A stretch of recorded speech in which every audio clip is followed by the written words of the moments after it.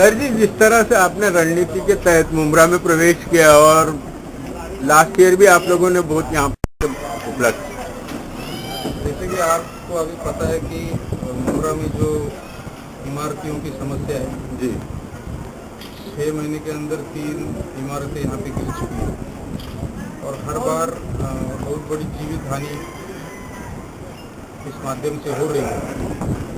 तो लोगों का ये ज्वलंत प्रश्न लेके महाराष्ट्र नवनिर्माण सेना लोगों के हक में रास्ते पे उतर रही है।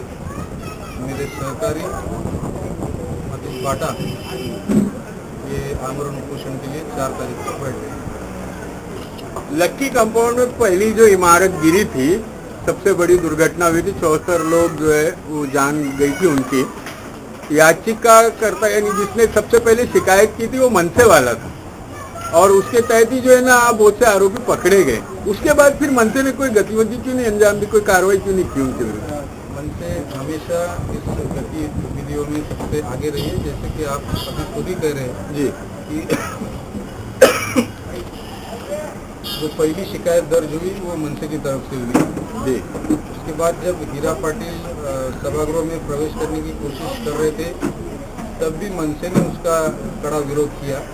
और आज आप देख रहे हैं कि जब लोगों का घर का प्रश्न उपस्थित हुआ है तो मनसे ही आगे आके लोगों को अच्छा घर मिले, अधिकृत घर मिले और वो घर का जो क्वालिटी है, दर्जा जिसे बोलते हैं, तो दर्जा भी अच्छा हो, इसके लिए मनसे ने सबसे अच्छा सुझाव सरकार के सामने पेश किया है। सूत्र बताते हैं कि कांग्रेस ने क्लस्टर डेवलपमेंट की पूरी तैयारी कर ली है, इसीलिए जो है एनसीपी वाले जो है अपनी कार्रवाई दिखा रहे हैं कि भाई हम हितैषी बन करके मुमरा के लिए काम कर रहे हैं। ऐसा तो नहीं कि आप भी उसी रणनीति के तहत काम कर रहे हैं?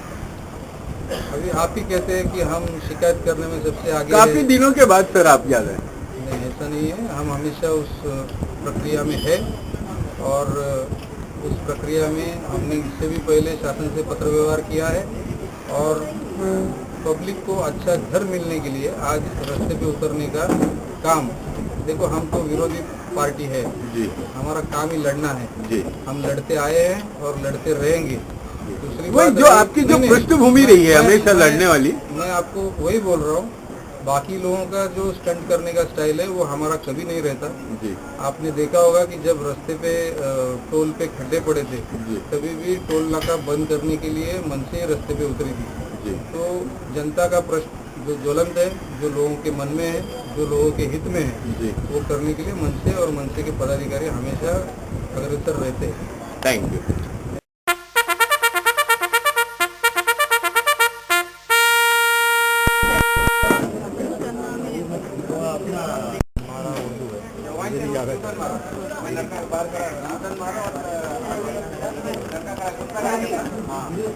आप लोग मनसे में प्रवेश किए क्या? अच्छा, कौन कौन कौन कौन सा? हाँ हाँ, काय उद्देश घेऊन आप प्रवेश केलाय आपण मनसेमध्ये? हाँ बोला ना तुम्ही. मी शहराध्यक्ष महाराष्ट्र नवनिर्माण सेनेच्या ठाणे अध्यक्ष तो तेजल संजय कदम. आज मुंब्रा कौसा विभागात मी येऊन आपल्या ज्या महिला आहेत कार्यकर्त्या कौसाच्या त्यांना अधिकृतरित्या मनसे पक्षामध्ये प्रवेश दिलेला आहे. त्यांच्या मागे 40-50 महिला आपल्याबरोबर पक्षात येत आहेत. मध्ये कोणतरी अध्यक्ष म्हणून येतात आणि महिलांना फक्त आश्वासनं देतात आणि सांगतात की आम्ही तुमच्यासाठी हे करू ते करू, असं न करता आम्ही राजसाहेबांचे विचार अगदी त्यांच्या घरोघरी जाऊन त्यांच्यापर्यंत पोहोचवणार आहोत. आणि ॲज अ शहर अध्यक्ष म्हणून आज मी आहे राजसाहेबांच्या ऋणांमुळे, पण मी एक उद्योजिका पण आहे आणि महिला सक्षमीकरण करण्याचं मी जास्त प्रावीण्य देणार आहे त्याच्यावरती.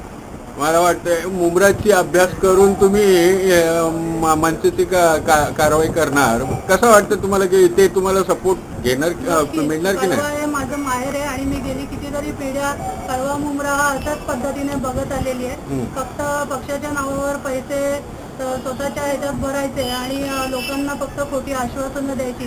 आज महिलांचं सक्षमीकरण करून त्यांना पुढे नेण्याचं माझं मानस ज़्यादा आगे है।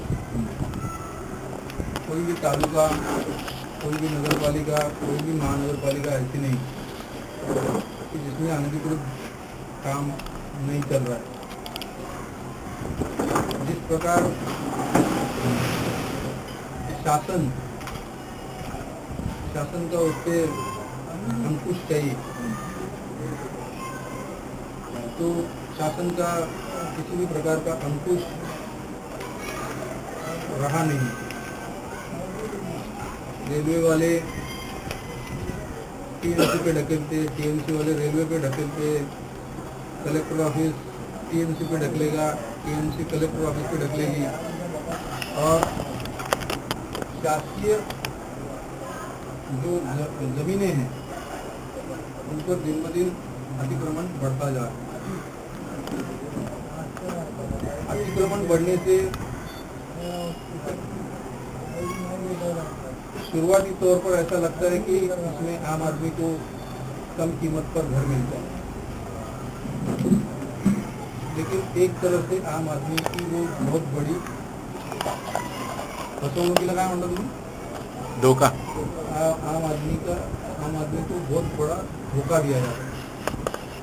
जमीन उसके नाम पे रहती है, कल उसके जब बिल्डिंग गिर जाती है वो कहीं का नहीं रहता, ना उसे 10-20 साल के बाद फिर वो जमीन वैसी ही रहती है, कोई बांधने के लिए आता नहीं है और उसका पूरा परिवार बेघर हो जाता है।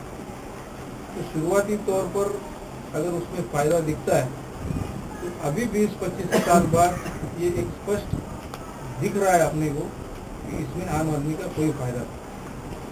सरकार ने SRD ऐसी कुछ योजनाएं लागू की जिससे शुरुआती तौर में लगा कि आम आदमी सारे स्कीम अगर नज़दीक में जाके देखेंगे, खुद जाके उसका परीक्षण करेंगे तो आपको दिखेगा कि बिल्डरों ने जो आगे की इमारत है जिसमें वो बेचते हैं सब, वो इमारत अच्छी तैयार की है और जो पीछे की इमारत है जिसमें टेनेंट लोग जाते हैं वो इमारत दर्जे में, क्वालिटी में एकदम खराब बनाई जाती है। मैंने तो ऐसी इमारतें देखी है कि 7 माले की इमारत है लेकिन लोगों को डब्बा लेके अपना सुबह का काम निपटाने के लिए 7 माला डब्बा लेके उतर के नीचे आना पड़ा।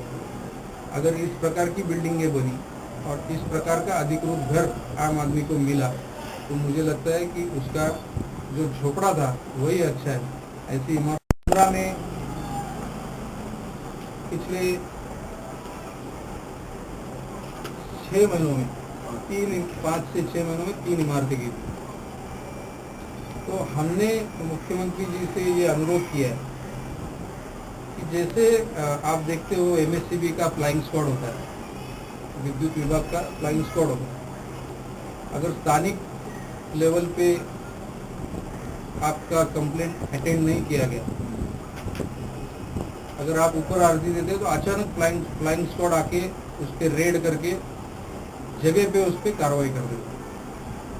तो एक डर है कि अगर यहाँ कार्रवाई नहीं हुई तो कोई बाहर से आके भी कार्रवाई कर सकता है। पुलिस में भी वैसा है, एंटी करप्शन में भी आप देखेंगे, अगर थाने जिला के एंटी करप्शन ऑफिस में कार्रवाई से भी आके कोई भी रेड करके उसको पकड़ सकता है।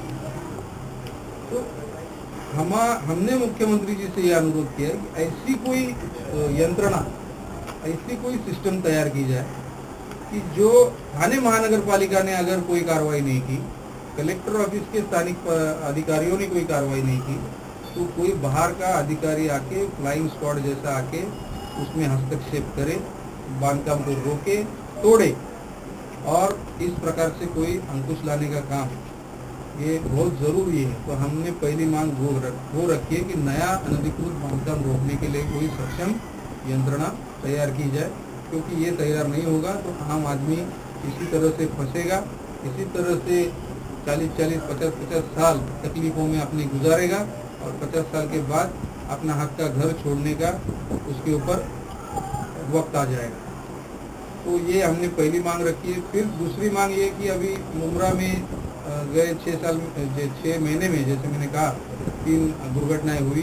पहली दुर्घटना में 74 लोग क्षतिग्रस्त हुए, मृत्युमुखी हो गए, कुछ जख्मी हुए। उसके बाद और 2 इमारतें गिरी, स्मृति निवास और बानो कॉम्प्लेक्स में, बिल्डिंग नंबर 5, लोग मरे, उसमें 15 लोग मरे। टोटल सब मिला के 87 तीनों में मिला के 10 स्मृति में है और 3 उधर पे। तो उसमें 15 और ये 74 कितने होते हैं मुझे पता नहीं, तो 87 आप बोल रहे थे, 87 हुए। तो शासन ने क्या किया, शासन भी क्या करता है, अगर पहली इमारत गिरी तो बहुत आवाज हुआ, बहुत मतलब मीडिया ने सब जगह पे वो मुद्दा उठाया, तो शासन ने फौरन उनको मदद घोषित की। लेकिन जब ये सेकंड बार हुआ, दूसरी बार हुआ, तीसरी बार हुआ, तब शासन को ऐसा ही नहीं लगा कि वो भी लोग भी मरे, तो उनको भी कुछ मदद जाहिर करनी चाहिए। तो ये दूजा भाव जो बोलते हैं हम लोग, ये अलग एक को अलग सौतेला व्यवहार, ये सौतेला व्यवहार ठीक नहीं है। तो हमने पहली मांग ऐसी रखी है कि जो भी जख्मी है, जो भी उसमें अल्लाह को प्यारे हुए मरे हैं, उन सबको शासन ने शासकीय मदद दे देनी चाहिए। दूसरी हम लोगों ने मांग रखी है कि इमारत में जो लोग बचे, आज उनके रहने की कोई व्यवस्था नहीं, कोई घर बार नहीं, लोग अपना गुजारा, उनके दिन बहुत मुश्किल में जा। तो हमने शासन से ये कहा है कि अल्पसंख्यक निधि है, शासकीय कोई प्लॉट, यहाँ पे अजीज जी ने कहा कि यहाँ पे कोई 3.5-4 एकड़ का एक प्लॉट है, तो उसमें कोई अल्पसंख्यक निधि का इस्तेमाल करके फौरन उसको आपातकालीन व्यवस्था के तौर पर एक फौरन ट्रांजिट कैंप वसाहत बोलते, जैसे एक वसाहत बनाई जाए कि जैसे ऐसी कुछ दुर्घटना हुई तो उनको वहाँ शिफ्ट करे, कुछ सालों के लिए वहाँ पे रखे, उनसे भले कुछ अगर मुआवजा, भाड़ा या जो कुछ भी ले सके तो ले ले, लेकिन उनको रहने की एक कुछ तो आसरा होना चाहिए, वो टेम्पररी आसरा उनके लिए तैयार करें। तीसरी बात हम लोगों ने कही है कि इनका जो शिफ्टिंग होता है वो वागले में, वर्तक नगर में, इधर उधर, आम आदमी जब इधर रहता है तो उसके बच्चे इधर होते हैं, उसकी स्कूल इधर होती है, उसके जो धार्मिक स्थल है, हमारा मंदिर है, मस्जिद है, किसी का गुरुद्वारा है, तो वो धार्मिक स्थल अपने अपने जगह पे होता है, तो उनको वो सब गतिविधियों में भी उनको तकलीफ होती है। तो ये सबका व्यवसाय में तकलीफ होती है, उसका बिजनेस होता है, किसी का दुकान होता है, किसी का और कुछ गुजारा करने का नौकरी का साधन जो भी होगा, तो वो व्यवसाय और नौकरी में उसको तकलीफ होती है। उसके जो शिफ्टिंग है तो मुमरा में ही किया है, ये भी हमने एक मांग रखी है। और शिफ्टिंग का हुआ, ये अल्पसंख्यक का, और चौथी जो सबसे इम्पोर्टेंट बात हमने शासन से मांगी है, जैसे मैंने पहले भी कहा कि घर जो अभी आदमी को मिले, जो अनधिकृत बांधकाम होना था वो हो गया, अभी आगे नहीं हो ये हमारी इच्छा है। और जो हुआ है उनको अधिकृत घर मिले, वो ऐसा घर मिले कि जिसकी 50 साल की गारंटी खुद बनाने वाला था। क्योंकि देखो, राष्ट्रीय संपत्ति की ये इमारतें बनने में भी राष्ट्रीय संपत्ति की हानि होती है। उसमें आपको जो पहाड़ है, पहाड़ खोदने पड़ते हैं, तब खड़ी मिलती है, खाड़ी से रेती निकालनी पड़ती है, तो खड़ी, रेती, सीमेंट, स्टील, ये सब राष्ट्रीय संपत्ति है। 10-10 सालों में अगर इमारतें गिरने लगेगी तो वही बांधने में, वही सब काम करने में ये सब सामान वापस से लगने वाला। तो हमारा कहना है कि MMRDA है, म्हाडा है, ये सब जो सरकारी यंत्रणाएं हैं, ये यंत्रणाएं और इंफ्रास्ट्रक्चर कंपनियां जो ब्रिजेस बनाती है, अच्छे इंफ्रास्ट्रक्चर खड़े करती है, तो ऐसी कंपनियों को साथ में लेके जो FSI देना है वो दे।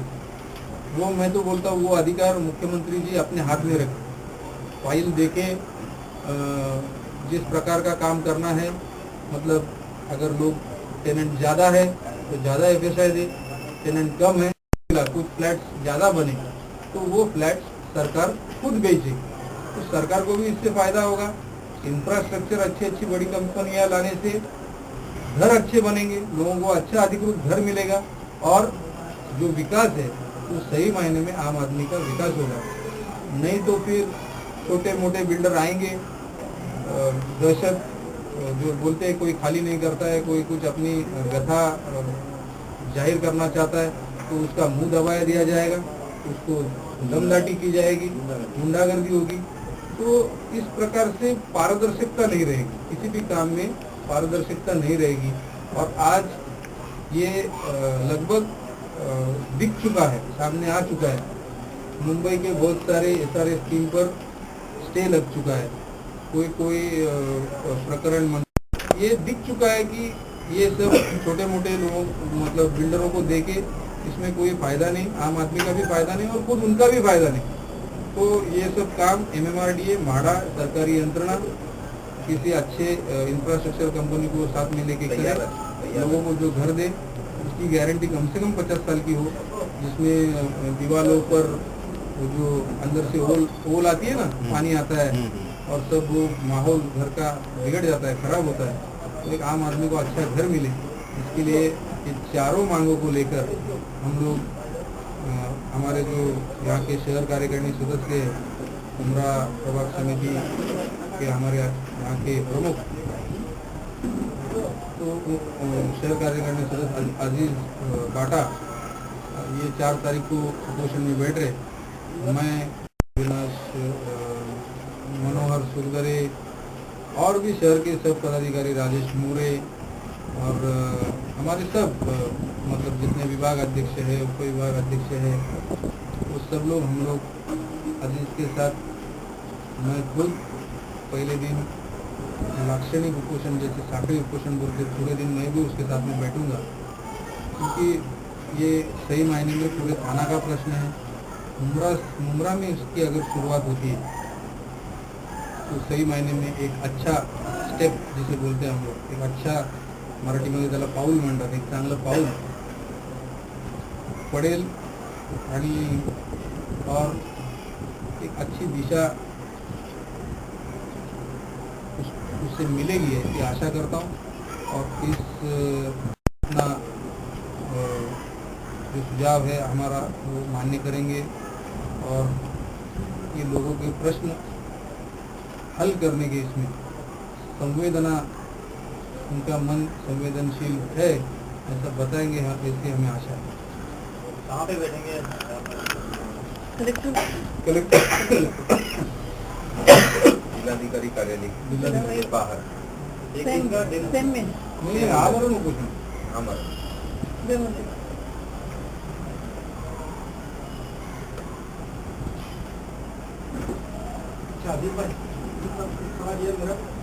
मुंद्रा में इतनी सारी धोखाधड़ी बिल्डिंगें हैं, लेकिन लोग आज भी उसमें मजबूरन रह गए। क्यों? क्योंकि उनको कोई दूसरी सुविधा है नहीं, परेशान आ रहे नहीं, कहीं शिफ्ट हो सकते हो लोग। तो अभी भी जो धोखेधड़ी के मामले में लोग रह रहे, अगर कभी भी किसी भी वक्त दुर्घटना हो सकती है, कोई हो सकती है, तो उसी के लिए हमारी जो सबसे बड़ी और सबसे अहम मांग यही है कि माइनॉरिटी फंड, अब तुम लोगों को हमसे ज़्यादा मालूम है कि मुमरा में माइनॉरिटी फंड जो है रेलवे स्टेशन पे फालतू में यूज हुआ है, जिसका कोई इस्तेमाल नहीं है। ऐसी चीज में 2-3 करोड़ रुपए चले गए।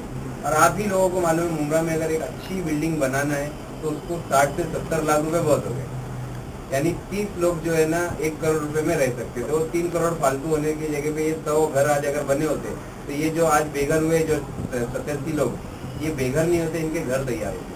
लेकिन यहाँ के जो भी जिम्मेदार लोग हैं अब तक के, इन लोगों ने ऐसी कोई सोच नहीं सकी। इसलिए महाराष्ट्र नवनिर्माण सेना, इसकी सोच हमेशा नवनिर्माण की रही है, वो यही चाहेगी। और इसकी सबसे बड़ी मांग यही है कि माइनॉरिटी फंड का इस्तेमाल करके, मेरी तो बल्कि खुल के मांग है कि पुलिस स्टेशन के सामने जो जैन ग्राउंड है वो महाराष्ट्र शासन की जगह है, समझे? नहीं, महाराष्ट्र शासन की जगह है।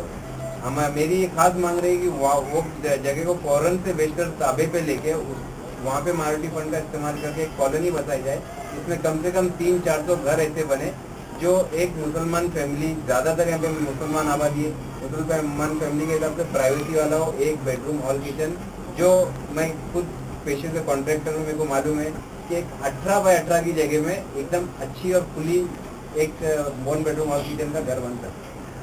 तो हमारी मांग यही है कि 4 से 5 माले की ऐसी वहाँ पे एक कॉलोनी बनाए जिसमें 4-6 बिल्डिंग हो और 300-400 फ्लैट बन जाए। अति धोखादायक के लिए उससे अच्छी सुविधा कोई भी नहीं है।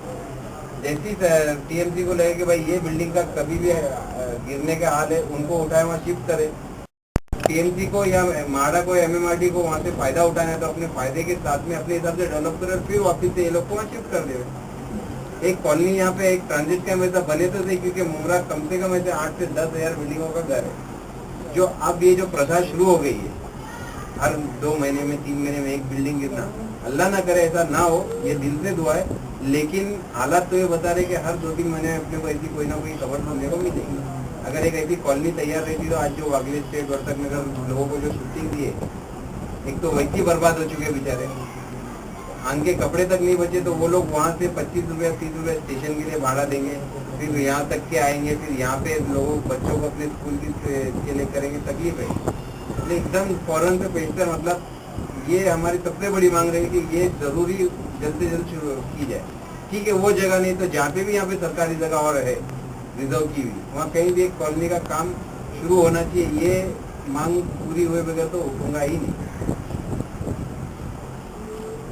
आशीष भाई, आपके साथ में स्थानीय कितने लोग होंगे? स्थानीय यानी लोकल अपने? देखो लोकल, ये जो मुद्दा मैंने उठाया ये महाराष्ट्र नवनिर्माण सेना के नाम से उठाया हूँ। मैं महाराष्ट्र नवनिर्माण सेना का यहाँ का प्रभाग अध्यक्ष, मैंने मेरी जिम्मेदारी समझा कि मेरे लोगों के लिए मेरे को कुछ करना चाहिए। एक बिल्डिंग गिरी देखा, 2 बिल्डिंग गिरी देखा, तीसरी बिल्डिंग गिरी, अब बर्दाश्त नहीं होता, अब कुछ ना कुछ करना चाहिए। इसलिए मैंने पहला कदम उठाया।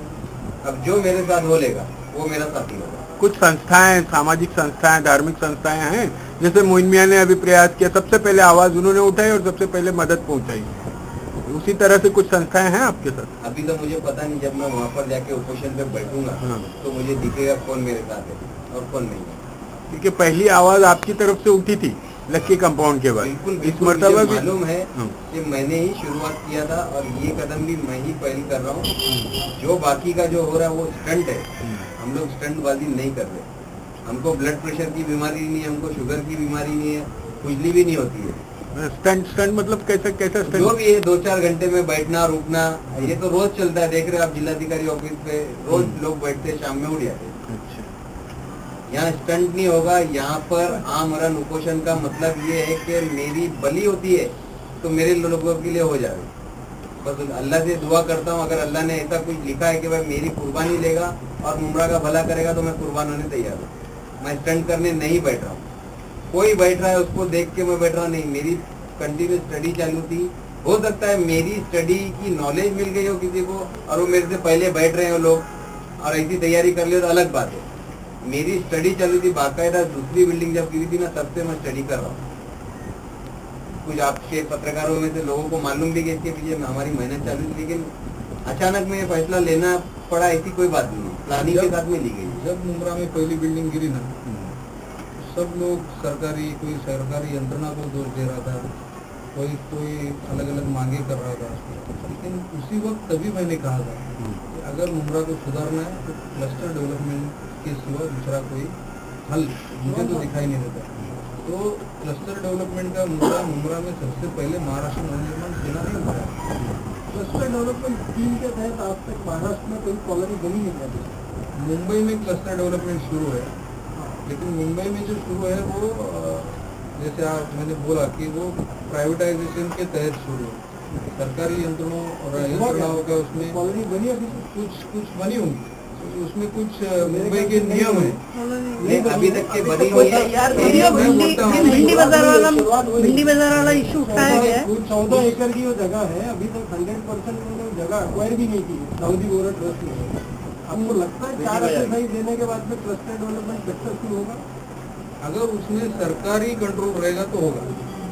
तो प्राइवेट बिल्डर ने ये आपको लगता है वहाँ सक्सेसफुल नहीं कर पा रहे तो यहाँ हो पाएगा आपको? इसीलिए तो हमारी मांग जो है एमएमआरडी और माड़ा डेवलप करे करके, क्योंकि जब सरकारी कमेटी कोई रहेगी तो उनका कायदा और उनका कानून 4 नहीं जमता है 7 करो, 7 नहीं जमता है 8 करो, वो उनके बायलॉज के अंदर रहेगा, वो अपने हिसाब से जब चाहे तब ये चीज को चेंज कर सकते हैं। मुझे जहाँ तक पता है लोकल कॉर्पोरेशन ने पिछले हफ्ते प्रेजेंटेशन दिया है सीएम को, तो उन्होंने बताया है कि कलवा मुमरा दीवा जोड़ के अगर 4 FSI देंगे तो भी नहीं हो रहा है यहाँ पे, क्योंकि यहाँ पे सीआरजेड एक तरफ आ रहा है और एक तरफ फॉरेस्ट आ रहा है, तो कुछ भी नहीं कर पा रहे। फिर उन्होंने 21 जोन अलग अलग बनाए, 21 जोन में बांटने की तैयारी है मुमरा को, 21 जोन अलग अलग बनाए गए, अलग अलग उसके लिए ये करेंगे।